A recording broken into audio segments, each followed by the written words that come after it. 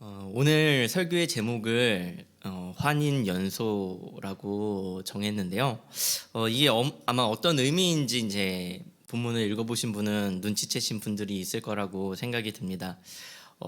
이렇게 사자성어 아니냐고 물으시는 분이 계신데 그것은 아니고요. 네, 오늘 본문에 쓰인 환난은 인내를, 인내는 연단을, 연단은 소망을 이루는 줄 알미로다라는 말에서 가져온 이제 줄임말입니다. 이렇게 이제 환난, 인내, 연단, 소망 이렇게 줄여놓은 것은요, 성경을 이제 외울 때 조금 쉽게 하려고 보통 이렇게 많이 줄이긴 하는데요. 약간 저 자신에게 좀 주문같이, 네, 주문은 아니지만 주문같이 좀 쓰는 말이기도 합니다.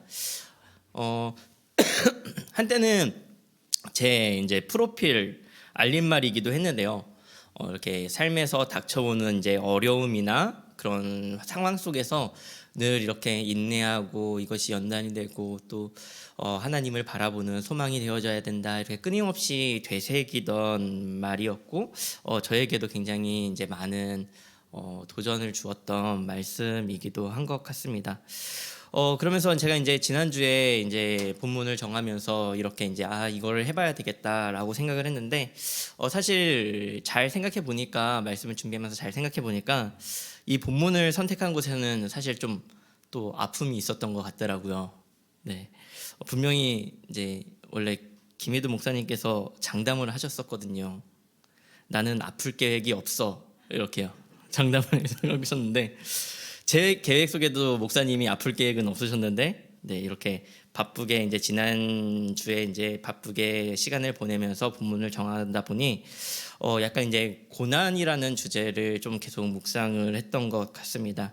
그래서 이제 그것이 이제 단순히 삶에서 일시적으로 느끼고 지나가는 고난의 부분이 아니라 끊임없이 반복되는 그런 어려움에 대한 고민들에서 이 본문들을 선택하지 않았나 생각이 들기도 합니다. 제가 갖고 있는 많은 어려움 중에 하나는 사실 설교인데요. 지난주에 이제 우연히 폴더를 정리하면서 이제 쭉 분당 다음교회 부임해서 쭉 설교한 것들을 이제 쭉 훑어보는 잠깐의 시간이 있었는데요. 이렇게 숫자를 세보니까 거의 이제 오늘이 거의 100번째에 가까운, 네, 그러한 설교더라고요. 많죠. 사실 이제 분당 다음교회 오기 전까지 이제 설교에 대한 두려움이 되게 많았거든요. 실제로 지금도 많기는 합니다. 그래서 예를 들면은 이제 이렇게 강단에 섰는데 이제 뭐 복음 아닌 거를 전하려고 하진 않겠지만, 의도적은 아니겠지만 혹시 뭐 말실수를 한다던가 혹은 잘못 전달을 한다던가 잘못 예를 든다던가 이런 미숙함으로 인해서 누군가 어떤 분이 이제 상처를 받으실까 두렵기도 하고, 또 제가 잘못 이해하고 있는 것을 전달할까 그러한 두려움도 되게 많고요. 그리고 또 가장 큰 두려움은 이제 말한 만큼 살지 못한다는 두려움이 제일 컸던 것 같습니다. 제가 이제 끊임없이 하는 기도의 제목 중에 하나가 하나님 말한 만큼만 살게 해주세요라는 기도 제목을 끊임없이 했었는데 이제는 그런 기도를 좀 하기가 힘들더라고요. 왜냐하면 말을 너무 많이 했어요.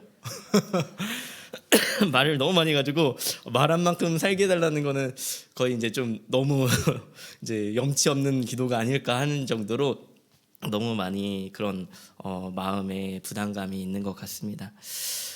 그렇게 이제 매번 설교를 준비하면서 느끼는 마음의 고뇌는 정말 상상 이상인 것 같습니다. 자괴감에 빠지기도 하고 그러면서 늘 정말 하나님, 저는 할 수가 없습니다. 하나님 도와주세요.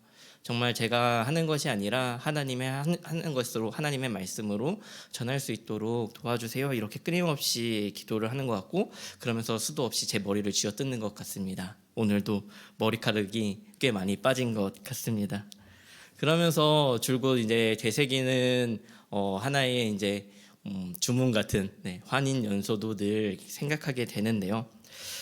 이렇게 당장에 이제 설교의 고민을 이렇게 우리 성도님들과 많이 나눌 수는 없겠지만 삶 속에서 주어지는 어려움과 고난의 과정이 우리 성도님들의 삶 속에서도 분명히 있을 것이라고 생각이 듭니다. 제가 이렇게 설교를 가지고 고뇌하는 만큼 무언가 성도님들마다 각자가 삶에서 느끼는 그 고뇌와 번민과 반복되는 기도의 제목들이 분명히 있을 거라고 생각이 듭니다. 그러한 삶 속에서 인내와 연단의 삶이 되어 소망을 향해 나아가기를 간절히 소망합니다.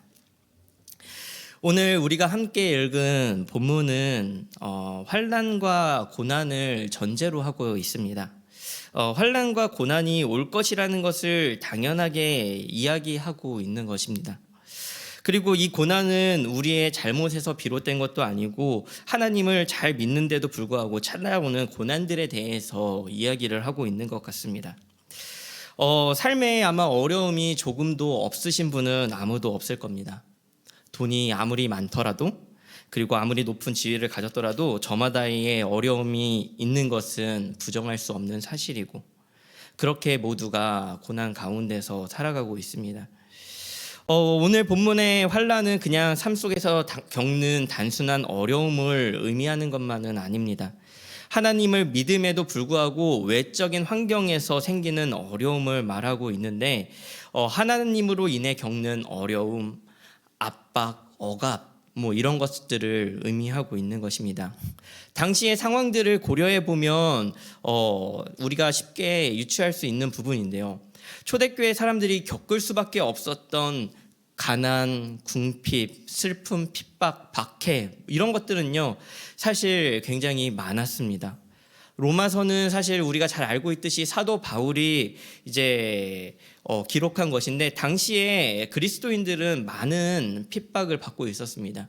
이 로마도 예외는 아니었고, 그들이 받는 핍박은 우선적으로는 초대교회 대부분이 그렇듯 유대의 율법주의자들이 박해를 가했고, 또 로마로부터도 박해를 받았습니다. 로마가 원래는 이제 이방 종교를 완전히 적극적으로 탄압하던 나라는 아니었는데, 황제 숭배 사상이 시작되면서 로마의 박해도 꽤나 받았고, 우리가 잘 알듯이 카타콤에 들어간다든지 여러 가지의 박해를 받았습니다. 사실 우리의 삶에서 겪는 고난은 성경에서 나오는 고난과 조금 성격이 다른 것 같아요. 왜냐하면 하나님을 믿음으로 인해서 겪는 고난이 우리에게는 그렇게 많은 부분을 차지하지는 않기 때문입니다.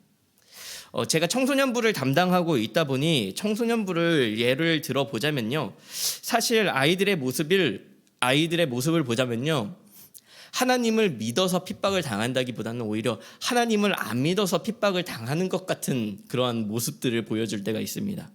사실 핍박이라는 표현이 적절하진 않은데, 제가 표현하고 싶은 것은 아이들이 자신의 의지로 오기보다는 이제 부모님에 의해서 오는 아이들이 있다 보니 그냥 이렇게 한번 표현을 해본 것인데요.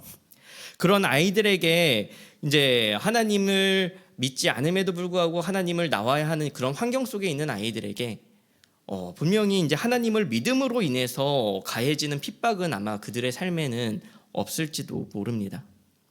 우리의 삶을 돌아보아도 우리가 하나님을 믿음으로 인해서 손해를 봐야 하고 어려움을 겪어야 하는 상황들도 분명히 있지만, 그 고난이 로마 시대와 비교를 한다면 분명히 상대할 수 없는 일들이라고 생각이 들어집니다. 그래서인지 신앙에 있어서 조금 강경한 분들은 요즘 그리스도인들은 연약하다, 요즘 그리스도인들은 굉장히 연약하다라는 말을 이야기를 합니다. 왜냐하면 고난이 없기 때문이다라고 이야기를 합니다. 저는 이것이 이제 되게 심각한 방향으로 표현하시는 분도 만나봤는데요. 어떤 분은 이렇게까지 말씀하시더라고요. 이 시대에 그리스도인들이 제대로 서려면 전쟁이 일어나야 된다, 이렇게까지 말씀을 하시더라고요. 그러면서 이제 각성하고 하나님을 그러면 이제 제대로 믿을 것이다, 이렇게까지 말씀을 하시는데, 오늘의 본문을 한번 잘 살펴보면 좋을 것 같습니다. 3절부터 4절은 이렇게 말씀하고 있습니다. 다만 이뿐 아니라 우리가 환난 중에도 즐거워하나니, 이는 환난은 인내를, 인내는 연단을, 연단은 소망을 이루는 줄 알미로다.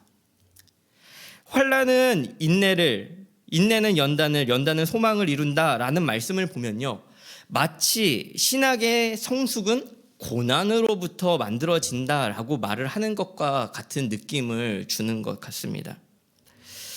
물론 고난이 성숙한 신앙을 만들기는 합니다.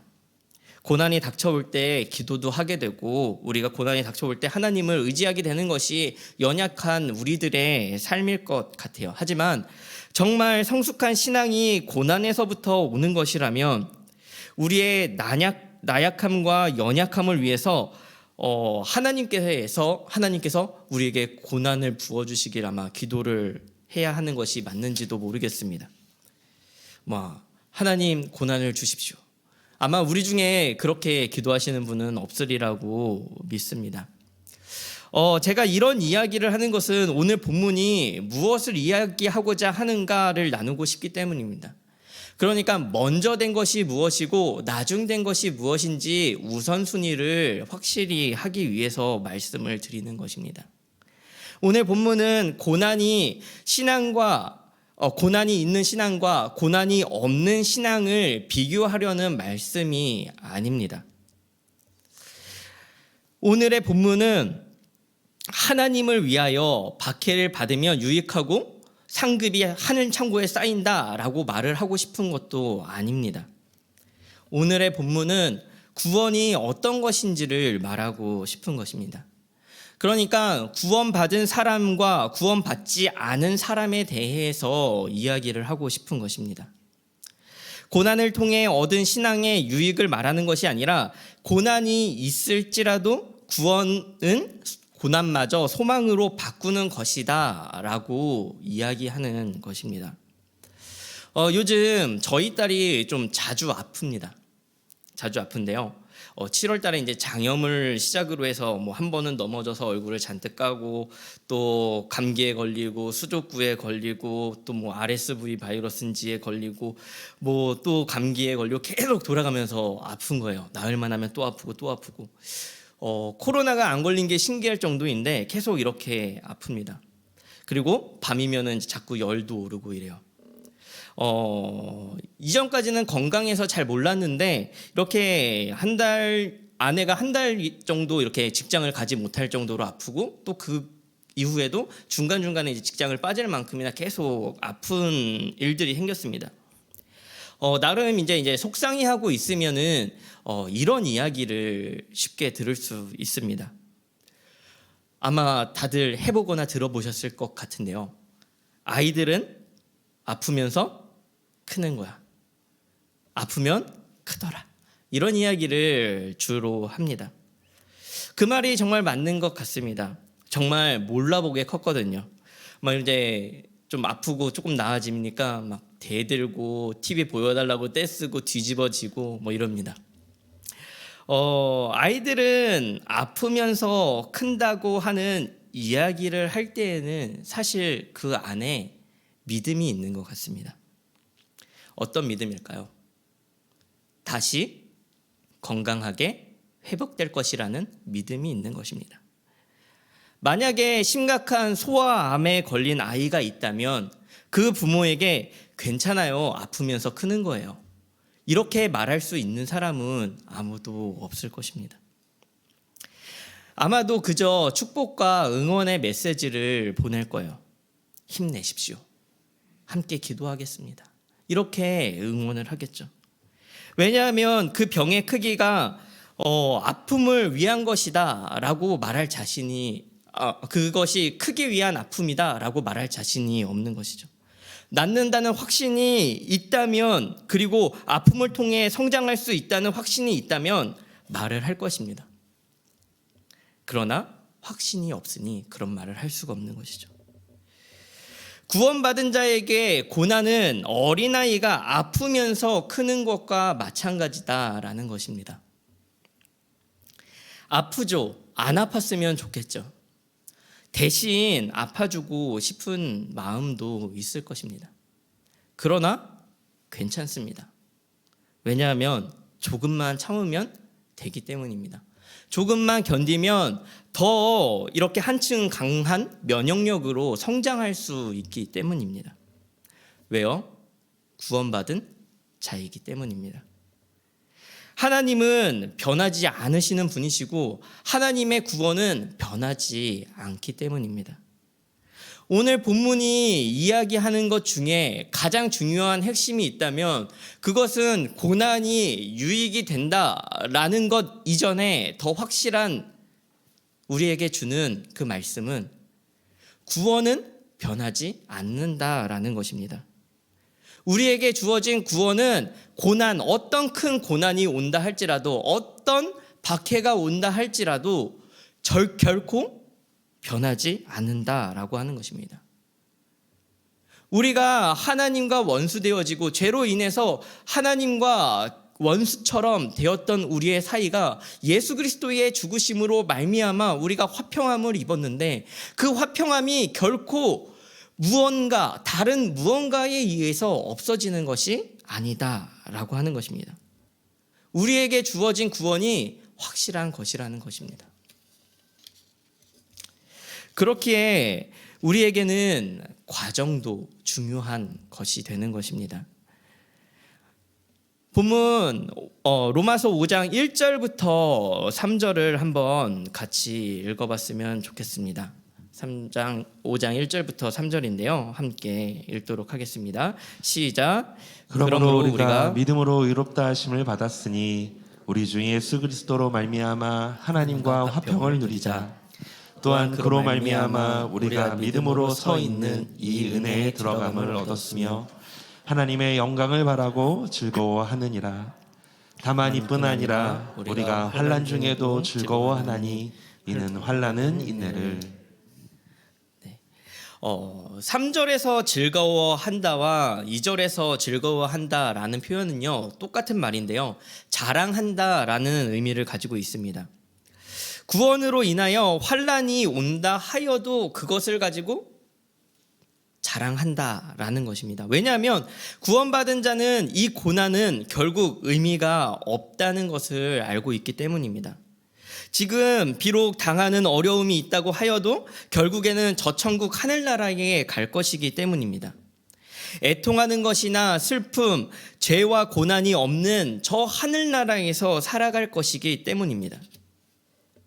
그러나 고난은, 거짓된 신앙은 고난에 의하여 꺾이기 마련입니다. 환난을 만나면 점점 더 구원으로부터 멀어지게 되는 것이죠. 그러니 고난에 대한 반응은 고난의 문제가 아니라 결국은 믿음의 문제다라는 것입니다. 상황이나 환경의 문제가 아니라 결국은 우리가 가진 믿음의 문제라는 것입니다. 우리는 우리 자신을 속이는 경우들을 만나게 됩니다. 하나님의 일을 한다고 하지만 스스로 자랑을 위해 하기도 합니다. 그렇게 속이기 가장 쉬운 사람이 바로 저와 같은 이런 교역자인 것 같아요. 사역을 하니 모두 다 하나님의 일이다라고 생각하기 쉽지만 실상은 그렇지가 않습니다. 제가 앞서서 설교 100편에 대한 이야기를 했지만 우리 성도님들이 마음이 좋으셔서 이제 중간중간에 보면은 성도님들께서 은혜 받았습니다, 이런 말씀을 곧잘 해주십니다. 감사하게도요. 근데 저는 그때마다 마음속으로 이렇게 외칩니다. 마약이야, 마약이야, 이렇게 외칩니다. 칭찬을 들으면 너무나도 좋죠. 그런데 그 칭찬이 나의 기쁨이 되고 하나님을 위해 한다고 하지만 결국은 나의 기쁨이 되는 그런 것들을 보면요, 어느새 내 자랑으로 서게 될 때가 많기 때문입니다. 물론 자라나는 새싹이니 물을 주신다는 마음으로 해주신다는 마음인 것은 알지만 저도 모르게 그렇게 자리 잡는다는 것이죠. 작은 고난에 무너지는 모습들을 자꾸 만나게 됩니다. 아, 나를 위해 일하고 있었구나.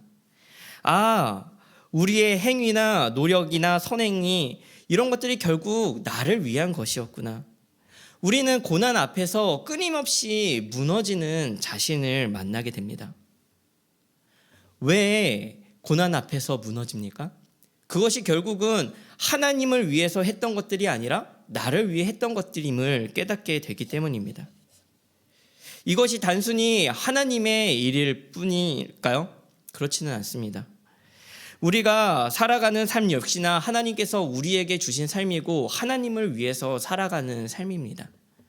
사실 아까 고난에 대해서 이야기를 할 때 하나님을 위해 받는 고난에 대해서 이 성경 본문은 이야기를 하고 있지만 사실은 우리는 이 고난에 대해서 조금 더 확장해도 전혀 문제될 것은 없습니다. 왜냐하면 우리의 삶 역시나 하나님께서 우리에게 허락하신 것이고 우리의 삶 모든 것이 하나님을 위해서 살아가야 하는 삶이기 때문입니다. 우리가 하나님을 위하여 직접적으로 받은 고난이 아닐지라도 우리를 좌절하게 하고 포기하게 하고 우리의 삶에서 우리의 삶의 의욕을 꺾어놓는 많은 일들이 얼마나 많습니까? 대표적으로 자녀에 대한 일이 그럴 수도 있고요. 하나님 이외에 구원 이외에 우리가 자랑이 되고 즐거움이 되는 일들 그런 것들도 우리가 고난을 통해 꺾여짐을 느낄 때가 너무나도 많습니다. 오늘 본문은 단순히 환난을 만나면 얼른 이겨라 라고 말을 하는 것이 아닙니다.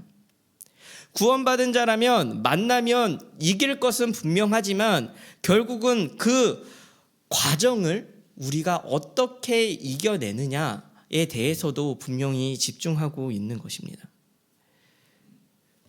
오늘 본문은 고난을 통해 우리의 마음의 악함들을 되돌아보기를 권고하고 있는 것 같습니다.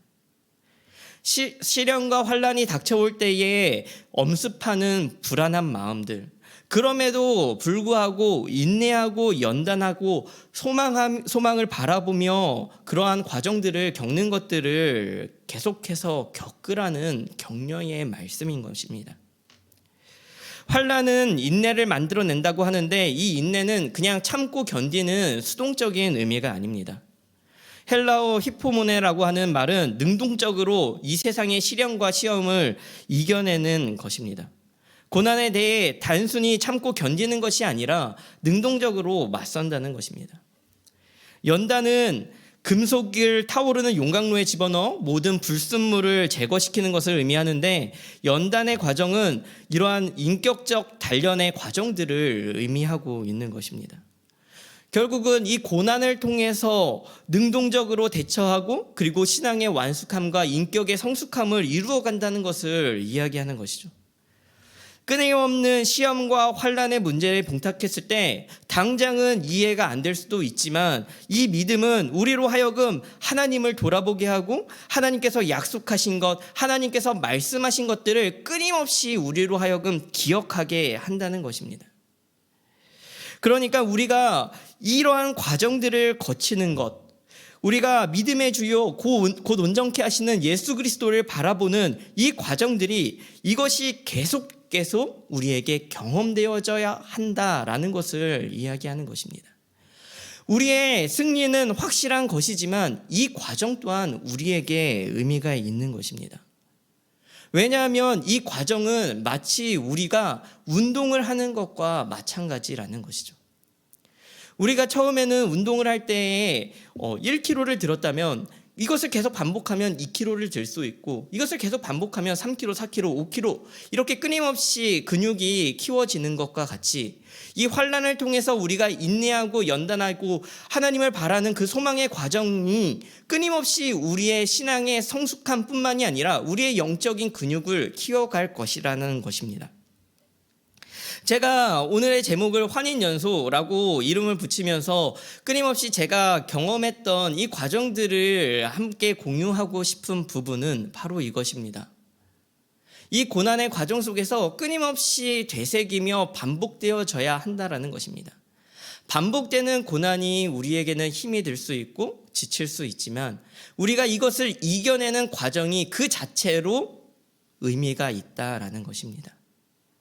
그것이 결코 지겹고 고통스러운 과정이 아니라는 것입니다. 왜냐하면 우리에게는 승리가 이미 주어져 있기 때문입니다. 우리에게 주어진 고난은 계속 뒤를 돌아보게 합니다. 이때는 어땠는데, 예전에는 편했는데 이렇게 계속 뒤를 돌아보게 하지만 그럼에도 불구하고 우리는 예수 그리스도를 소망하는 그 자리로 다시 돌아갈 것임에 분명합니다. 왜냐하면 하나님의 구원은 변치 않는 것이기 때문입니다. 그렇기에 고난은 우리의 진정한 모습을 보여줍니다. 비록 강하지 못하다 할지라도 괜찮습니다. 연약할 수 있습니다. 이러한 과정을 통해서 소망을 의식적으로 단련해 나가는 이 과정을 통해서 우리의 신앙이 더욱더 계속 견고하게 서 나갈 것임에 분명하기 때문입니다.